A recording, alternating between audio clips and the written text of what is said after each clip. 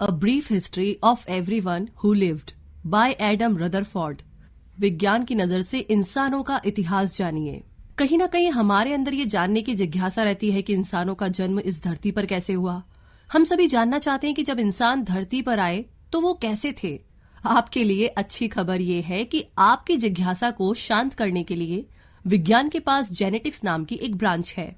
जी हाँ, जेनेटिक्स की मदद से हमने इतिहास के बारे में बहुत सारी दिलचस्प बातें पता की है। इसकी मदद से हम ये पता कर पाए हैं कि इंसानों का जन्म इस धरती पर कैसे हुआ। इसकी मदद से हमने और भी बहुत सी बातें पता की है जो कि हम किताब के जरिए जानने की कोशिश करेंगे। इस किताब में हम इतिहास को विज्ञान की नजर से देखेंगे और इसके अलावा हम बहुत सी दिलचस्प बातों के बारे में जानने की कोशिश करेंगे। तो यहाँ पर आप सीखेंगे कि विज्ञान की मदद से हम इतिहास के बारे में कैसे जान सकते हैं, वातावरण और कल्चर हमारे ऊपर कैसे असर डालते हैं, नस्ल के बारे में विज्ञान का क्या कहना है। पहला सबक, साइंस की मदद से हम इतिहास में आसानी से झांक सकते हैं। हमारे इतिहासकारों ने इतिहास को समझने के लिए बहुत सारे तरीके खोजे हैं। उन्होंने अलग अलग चीजों का सहारा लेकर के इतिहास को समझने और हमें समझाने की कोशिश की है। लेकिन अगर हम पास्ट में कुछ ज्यादा ही पीछे जाए तो उसमें छुपी हुई सच्चाई को जानने के लिए हमें विज्ञान की मदद लेनी होगी। 19वीं और 20वीं शताब्दी में ग्रेगर मेंडल, फ्रांसिस क्रिक और जेम्स वॉटसन ने इंसानों के जीन्स को समझने के लिए बहुत सारे तरीके बनाए। उनकी इस टेक्नोलॉजी को हम आगे ले जाकर और अपने डीएनए को समझकर अपने इतिहास के रहस्य के बारे में जान सकते हैं। इंसानों के डीएनए को हमने सन 2000 में पूरी तरीके से समझ लिया था और अब हम इंसान के डीएनए की तुलना उन जानवरों से मिले हुए डीएनए से कर सकते हैं जो कि लाखों साल पहले मर चुके हैं। इससे हम उनके और अपने बीच के संबंधों के बारे में जान सकते हैं। आज इंसानों को होमो सेपियंस कहा जाता है, लेकिन इनसे पहले बहुत से दूसरे जीव भी थे जिन्हें हम होमो निएंडरथैलेंसिस, होमो हैबिलिस, होमो एर्गेस्टर, होमो हिडेल्पजेर्सिस और होमो इरेक्ट्स कहते हैं। होमो इरेक्ट्स का पहला ऐसा बंदर था जो कि सीधे खड़े होकर चल सकता था। होमो इरेक्ट्स अब से लगभग 19 लाख साल पहले इस धरती पर आए थे। वो अफ्रीका में पैदा हुए थे और अफ्रीका में ही होमो सेपियंस भी पैदा हुए थे। अब से 2 लाख साल पहले होमो सेपियंस अफ्रीका छोड़कर यूरेशिया गए, जहां पर उनकी मुलाकात होमो निएंडरथैलेंसिस से हुई।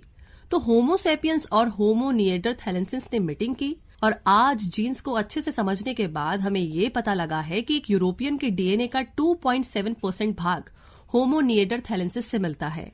तो समय के साथ साथ होमो निएंडरथैलेंसिस मिट गए, पर उनके अंश आज भी हमारे अंदर मौजूद है। दूसरा सबक, जीन्स की मदद से हम पुराने कल्चर और वातावरण के बारे में भी जान सकते हैं। क्या आपको पता है कि हमारे कल्चर का असर हमारे जीन्स पर होता है? आइए हम इसका एक उदाहरण देखें। दुनिया में बहुत सारे लोग दूध नहीं पीते क्योंकि वो इसे पचा नहीं पाते, लेकिन कुछ लोगों को दूध पीना बहुत पसंद है। इसका जिम्मेदार हम कल्चर को ठहरा सकते हैं। दूध पचाने के लिए हमें लैक्टेस नाम के एक एंजाइम की जरूरत होती है जो कि हमारे एलसीटी जीन में मौजूद है। यूरोप के लोगों को छोड़कर के ज्यादातर लोगों के लिए जीन उनके बचपन के बीत जाने के बाद काम करना बंद कर देता है। 5000 से 10,000 बीसी में यूरोप के लोगों ने डेयरी के सामानों को बनाना और बेचना शुरू किया। उनके इस कल्चर की वजह से उनके एलसीटी जीन में एक छोटा सा बदलाव आया, जिसकी वजह से वे दूध को पचाने के काबिल बन गए। इस क्षमता की शुरुआत स्लोवाकिया, पोलैंड या हंगरी के आसपास कहीं पर हुई थी। इसके अलावा अलग अलग बदलाव की वजह से अफ्रीका और एशिया के लोगों में भी ये क्षमता आ गई। ये क्षमता हमारे लिए काफी जरूरतमंद साबित हुई क्योंकि इसी की बदौलत हम आज जिंदा है। इसके अलावा वातावरण का भी हमारे ऊपर बहुत असर पड़ता है। इसका एक अच्छा एग्जाम्पल स्किन कलर है। यूरोप के लोग कुछ ज्यादा ही गोरे होते हैं, जबकि अफ्रीका के लोग बहुत काले होते हैं। काला रंग तेज धूप में रहने की निशानी है। सारे होमो सेपियंस का जन्म अफ्रीका में हुआ था, फिर भी यूरोप के रहने वाले इतने गोरे क्यों हैं? जब हमने हड्डियों की जांच की तो हमें पता लगा कि 7700 साल पहले स्वीडन के आसपास रहने वाले लोगों के जीन जब आपस में मिले तो उनकी चमड़ी का रंग हल्का हो गया, उनके बालों का रंग भी सुनहरा हो गया और उनकी आंखों का रंग नीला हो गया। तीसरा सबक, डीएनए की मदद से हम हमारे वंश या जनजाति का पता नहीं लगा सकते। कोलंबस के अमेरिका आने से पहले वाइकिंग्स योद्धा वहां पर आ चुके थे, लेकिन उन्होंने वहां के लोगों को परेशान करने के बारे में नहीं सोचा। अमेरिका के लोग अमेरिका में कोलंबस के आने से 20,000 साल पहले से रहने का दावा करते हैं। जीन्स को समझ करके हम ये बता सकते हैं कि अलग अलग देश के लोगों के बीच क्या संबंध है। 29,000 बीसी से 14,000 बीसी के समय हमारी धरती की पूरा नॉर्थर्न हेमिस्फीयर ग्लेशियर से ढका हुआ था। इस समय के दौरान साइबेरियन एशिया के लोगों ने रशिया और अलास्का के बीच के रास्ते को तय करने के लिए जमे हुए ब्रिज का इस्तेमाल किया। वहां से वे दक्षिण की तरफ बढ़े, जहां पर वे पूरे द्वीप पर फैल गए। जीन्स की मदद से हम सब ये पता कर पाए हैं। दक्षिण और उत्तर में रहने वाले अमेरिका के लोगों के जीन्स एक जैसे ही हैं। उनका संबंध ग्रीनलैंड में रहने वाले लोगों से है, जो कि ये दिखाता है कि वो एक दूसरे से संबंधित है। ग्रीनलैंड के लोग खाने में सिर्फ मछलियां खाते थे जिनमें फैटी एसिड पाया जाता था। इस फैटी एसिड को अनसैचुरेटेड फैट में बदलने के लिए उनके अंदर में FADS नाम के जीन्स पाए जाते थे, यानी कि फैट्स नाम के जीन्स पाए जाते थे।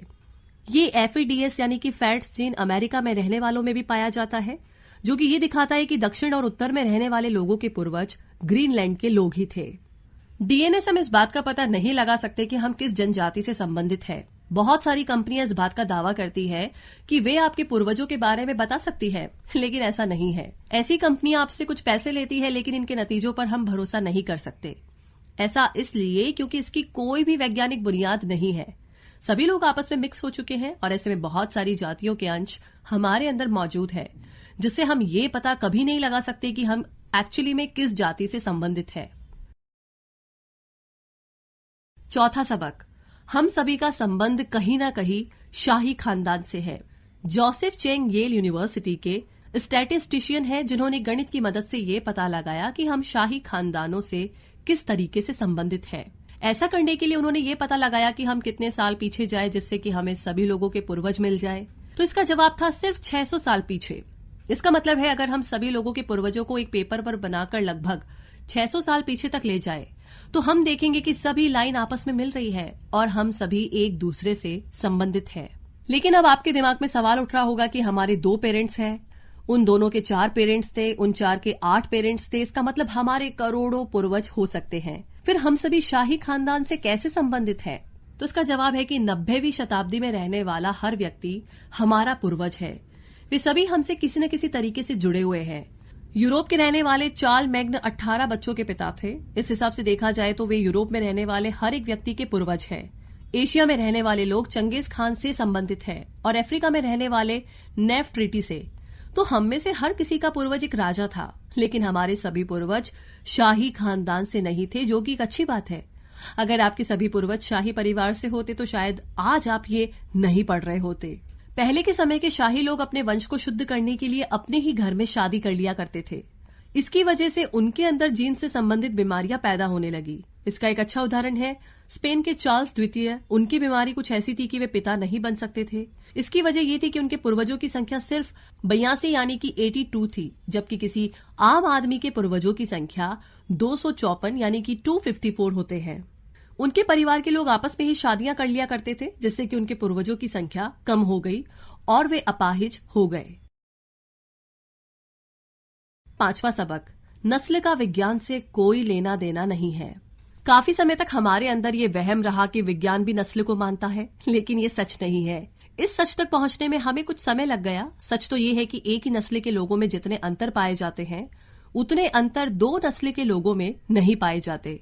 इसका खुलासा रिचर्ड लेवोंटिन ने किया था। उन्होंने अलग अलग लोगों के खून का सैंपल लिया और ये पाया कि एक ही नस्ल के लोगों के खून में ज्यादा अंतर था। लेकिन बहुत सारे लोग इस गलतफहमी में थे कि कुछ खास नस्ल के लोगों में कुछ खास खूबियां होती है, लेकिन ऐसा नहीं है। इनमें से एक थे निकोलस वेंट, जिनके हिसाब से हमारा डीएनए हमारी सफलता के लिए जिम्मेदार है। विज्ञान के हिसाब से नस्ल का कोई भी अस्तित्व नहीं है। 18वीं और 19वीं शताब्दी के वैज्ञानिक जैसे कि जोहेन ब्लेमिन बैच ने इंसान को 5 मुख्य नस्ल में बांटा था। इनका नाम था कोकेसियन, मंगोलियन, एथियोपियन, मलयन और नेटिव अमेरिकन। लेकिन 2002 में इन सभी बातों को स्टैनफोर्ड के साइंटिस्ट नो रोजेनबर्ग ने गलत साबित कर दिया। रोजेनबर्ग ने 1056 यानी कि 1056 लोगों के जेनेटिक सैंपल लिए, जो कि 52 यानी कि 52 अलग अलग जगहों पर रहा करते थे। उन्होंने कंप्यूटर की मदद से इन सैंपल्स को अलग अलग करने की कोशिश की और जब उन्होंने कंप्यूटर से उन्हें 5 भागों में बांटने के लिए कहा तो उसने ऊपर दिए गए 5 भागों में उसे बांटा। लेकिन जब कंप्यूटर को 2, 3 या 4 भागों में बांटने के लिए कहा गया, तब कंप्यूटर ने उसे एकदम अलग तरीके से बांटा। तो ठीक उसी तरीके से जब उन्होंने कंप्यूटर से उसे 6 भागों में बांटने के लिए कहा, तो कंप्यूटर ने एक नई नस्ल को बनाया जो कि पाकिस्तान की एक नस्ल से मिलती जुलती थी। तो इस एक्सपेरिमेंट का नतीजा ये निकला कि इंसानों को हम जितने चाहे उतने भागों में बांट सकते हैं। इससे हम ये भी नतीजा निकाल सकते हैं कि हर व्यक्ति एक दूसरे से अलग है। इसमें नस्ल का कोई भी काम नहीं है। छठा सबक, इंसान के जेनेटिक कोड को समझने के बाद हमने बहुत सी बातों का खुलासा किया है। 26 जून 2000 में बिल क्लिंटन ने बहुत सारे वैज्ञानिकों को व्हाइट हाउस पर बुलाया और ये घोषणा की कि हमने इंसान के जेनेटिक्स को पूरी तरीके से समझ लिया है। ये एक बहुत बड़ी खोज थी क्योंकि इसकी वजह से हमें बहुत सारी बातें पता लगी। वैज्ञानिकों ने सिर्फ 8 सालों में इस काम को अंजाम दिया था। तो आइए जानते हैं कि इससे हमें क्या पता लगा। सबसे पहली बात तो हमें ये पता लगी कि हमारे जीनोम में उतने जीन्स नहीं है जितना कि हम सोचते थे। इससे पहले ये माना जाता था कि हमारे अंदर लगभग 2 लाख जीन्स हैं, लेकिन इस डीकोडिंग के बाद पता चला कि हमारे जीनोम में सिर्फ 20,000 जीन्स होते हैं। केले और राउंड वर्म में हम में से ज्यादा जीन्स पाए जाते हैं। दूसरी खोज ये हुई कि हमारे ज्यादातर डीएनए का कोई काम नहीं होता। हमारे शरीर के सिर्फ 2% डीएनए में पढ़ने लायक जीन्स है, बाकी के जीन्स बेकार है। इन्हें हमने जंक डीएनए का नाम दिया है। हालांकि अभी तक ये साफ साफ पता नहीं चल पाया है कि क्या वे पूरी तरीके से बेकार है या फिर उनका कुछ काम है। आखिरी बात, हमें ये पता लगी कि किसी खास बीमारी के लिए जीन्स जिम्मेदार नहीं होते। इससे पहले ये माना जाता था कि कुछ खास जीन्स की वजह से कुछ खास लक्षण या बीमारियां जैसे कि कैंसर होती है, लेकिन ऐसा नहीं है। इसे साबित करने के लिए जीनोम वाइड एसोसिएशन स्टडीज ने हजारों लोगों के जीन्स पर स्टडी की जिनकी मानसिक स्थिति एक जैसी थी। उन्होंने देखा कि उनकी मानसिक स्थिति के लिए कोई एक जीन जिम्मेदार नहीं है, बल्कि हजारों जीन्स मिलकर के किसी मानसिक स्थिति के लिए जिम्मेदार है। 7वां सबक, जीन्स बहुत सारी चीजों के लिए जिम्मेदार होते हैं। आजकल इंटरनेट पर जीन्स के बारे में बहुत सी अफवाहें फैल रही है जो कि बिल्कुल झूठी है। उसमें गार्जियन का एक आर्टिकल है जिसमें लिखा है कि वैज्ञानिकों ने एक ऐसा जीन खोजा है जो कि ड्रग्स की लत के लिए जिम्मेदार है, लेकिन ऐसा बिल्कुल नहीं है। अक्सर हम एक ही जीन को किसी खास व्यवहार की वजह मान लेते हैं। डेविस ब्रेडली वॉल्ड्रॉफ के साथ ऐसा ही हुआ था। उसके बारे में ये कहा गया कि उसके MAO-A जीन में खराबी आ गई है, जिसकी वजह से उसके अंदर गुस्से और खून खराब की भावना बढ़ गई है। इसी की वजह से उसने अपने दोस्त की पत्नी की हत्या की और अपनी पत्नी की जान लेने की कोशिश की। डेविड के वकीलों ने कोर्ट में ये बताकर के उसे आजादी दिलाई, लेकिन उसके ऐसे व्यवहार के लिए कोई एक जीन जिम्मेदार नहीं है। हमारे किसी भी व्यवहार के लिए बहुत सारे जीन्स मिलकर के जिम्मेदार होते हैं। डेविड का केस झूठ या गलतफहमी पर आधारित था और बहुत ही कम हालातों में ऐसा हो सकता है कि हमने जीते जी जो गुण अपने अंदर पैदा किए हैं वो हमारे बच्चों के अंदर चले जाए। इसका एक एग्जाम्पल हमें वर्ल्ड वॉर 2 के समय देखने को मिलता है, जब नाजियों ने एक जगह पर खाने की सप्लाई बंद करके वहां के लोगों को मरने के लिए छोड़ दिया था। तो इन हालातों में कुछ लोग जिंदा बच गए थे। बचने के बाद उन्हें बहुत सी बीमारियां झेलनी पड़ी। कुछ सालों के बाद जब उनके बच्चे पैदा हुए तो उन्हें भी मोटापे और डायबिटीज जैसी बीमारियां हो गई। तो इससे हम ये कह सकते हैं कि जिंदगी में हमने जिन लक्षणों को अपने अंदर जगह दी है वो हमारे बच्चों तक जा सकती है। डार्विन के बाद साइंस लगातार इस बात को झूठा बताती आई है, लेकिन आज हम एपिजेनेटिक्स नाम के ब्रांड में इन लक्षणों के बारे में पढ़ते हैं। ऐसे लक्षण बहुत कम देखने को मिलते हैं और 2 या 3 पीढ़ियों के बाद इनका असर खत्म हो जाता है। 8वां सबक, नेचुरल सिलेक्शन की प्रोसेस धीमी हो गई है, लेकिन इंसानों में अब भी बदलाव आ रहे हैं। आज हम टेक्नोलॉजी से घिरे हुए हैं जिसने हमें बहुत सारी सुविधाएं और ताकतें दी है। साइंस की मदद से हमने अलग अलग बीमारियों से निपटने का तरीका ढूंढ लिया है, जिससे नेचुरल सिलेक्शन की प्रक्रिया धीमी हो गई है। लेकिन फिर भी हमारे शरीर के अंदर हर पीढ़ी के साथ कुछ बदलाव आ रहे हैं। हर इंसान का डीएनए उसके माता और पिता के डीएनए से मिलकर बना होता है, जिसकी वजह से उसके अंदर कुछ ऐसे गुण पैदा होते हैं जो कि उनके माता या पिता किसी में भी नहीं थे। तो इसका मतलब ये है कि हर पीढ़ी के साथ इस धरती पर एक ऐसा इंसान पैदा हो रहा है जिसके पास कुछ अलग खूबियां हैं, लेकिन ये सारे बदलाव अच्छे नहीं हैं। यूनिवर्सिटी ऑफ वॉशिंगटन के जोश एकी ने देखा कि हाल ही में जो डीएनए में बदलाव आए हैं उनकी वजह से प्रोटीन का बनना कम या एकदम खत्म हो गया है। नेचुरल सिलेक्शन की मदद से सिर्फ फायदेमंद गुण वाले लोग ही जिंदा बचते हैं और जिनमें इस तरीके के नेगेटिव गुण पैदा होते हैं वो मर जाते हैं। हमने अपने जीने के हालातों को इतना बदल दिया है कि नेचुरल सिलेक्शन की प्रक्रिया बहुत धीमी हो गई है। इंसान बीमारियों और बुढ़ापे का सामना करके हमेशा के लिए अमर होना चाहता है और इस टेक्नोलॉजी के बढ़ने की वजह से हम नेगेटिव गुण वाले लोगों को भी बचा पा रहे हैं और उनका इलाज कर पा रहे हैं। इंसान आज भी पैदा हो रहे हैं और उनके पैदा होने से उसके अंदर कुछ बदलाव आ रहे हैं और ये प्रक्रिया हमेशा चलती रहेगी। तो कुल मिलाकर के जेनेटिक्स की मदद से हमने इतिहास को अच्छे से जानने की कोशिश की है। इसकी मदद से हमने नस्ली की पुरानी और बेबुनियाद बातों को झूठा बताकर सभी इंसानों को एक समान साबित किया है। इसके अलावा हमने जेनेटिक्स की मदद से इंसानों के शरीर को अच्छे से समझा और इसके बारे में अनोखी बातें पता की है।